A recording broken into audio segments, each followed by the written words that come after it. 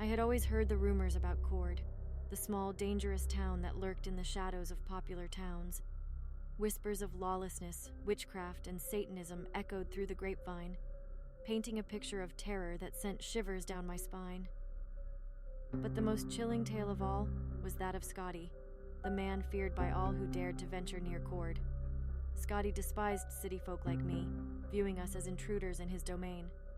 His gang of redneck thugs were rumored to set traps for unsuspecting travelers, luring them into a false sense of security before ambushing them with malicious intent. People went missing in Cord, swallowed by the darkness that cloaked the town in a veil of fear and dread. Despite the warnings, I laughed off the stories at a party one evening, dismissing them as nothing more than exaggerated tales meant to frighten the gullible. But fate had a cruel sense of irony, and it wasn't long before I found myself stranded in the heart of Cord, my car sputtering to a halt on the deserted road. As I stepped out into the eerie silence that enveloped the town, a chill ran down my spine, and I couldn't shake the feeling of being watched. The moon cast long shadows that danced menacingly across the deserted streets, and I felt a primal fear clawing at the edges of my mind. I hesitated, torn between the instinct to flee and the desperate need to find help. But as if on cue, a voice broke through the silence, a voice that sent a shiver down my spine. "Hop on in, city girl," the voice called out from the darkness. "I'll give you a ride, and my boys will come fix your ride up real nice." It was Scotty, his tone dripping with false sincerity as he emerged from the shadows, his eyes gleaming with malice. Every fiber of my being screamed at me to run, to escape this nightmare before it consumed me whole. But something held me rooted to the spot, a morbid curiosity that compelled me to step closer to the waiting danger. I climbed into the car, my heart pounding in my chest as I tried to ignore the sinking feeling in the pit of my stomach. The air grew thick with tension as Scotty's gaze bore into mine, his smile twisting into a sinister grin that sent a chill down my spine. The drive through Cord was a blur of darkness and dread, the oppressive silence broken only by the sound of our footsteps echoing off the walls of the deserted buildings. I could feel Scotty's eyes on me, his presence like a weight pressing down on my chest, suffocating me with fear. And then, without warning, the car came to a stop in front of a dilapidated farmhouse, its windows shattered and its walls adorned with symbols of darkness and despair. My blood ran cold as Scotty turned to face me, his smile widening into a grotesque caricature of humanity. "Welcome to my domain, sweetheart," he whispered, his voice dripping with malice. "You're not going anywhere." I tried to scream, to fight back against the terror that threatened to consume me, but it was too late.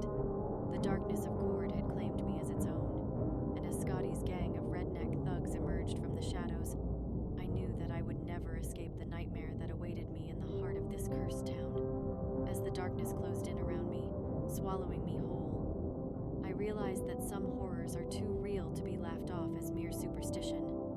And in the heart of Cord, where the line between reality and nightmare blurred beyond recognition, I knew that I would never see the light of day again. In the eerie confines of Scotty's barn, the air hung heavy with the stench of decay and despair.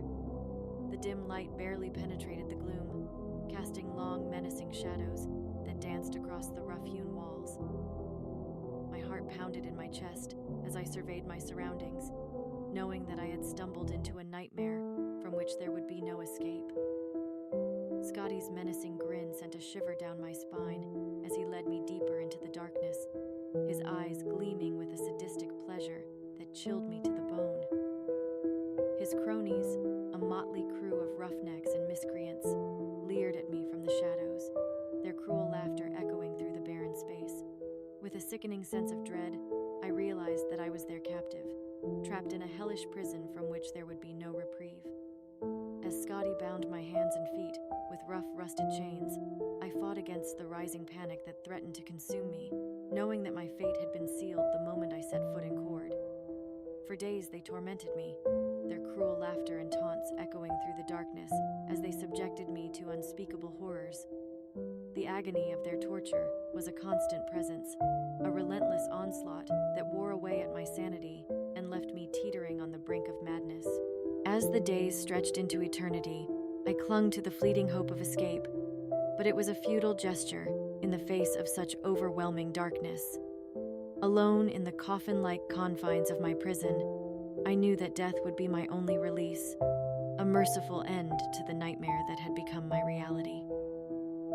In my final moments, I thought back to the party with my friends, the laughter and lightness of those carefree moments now a distant memory.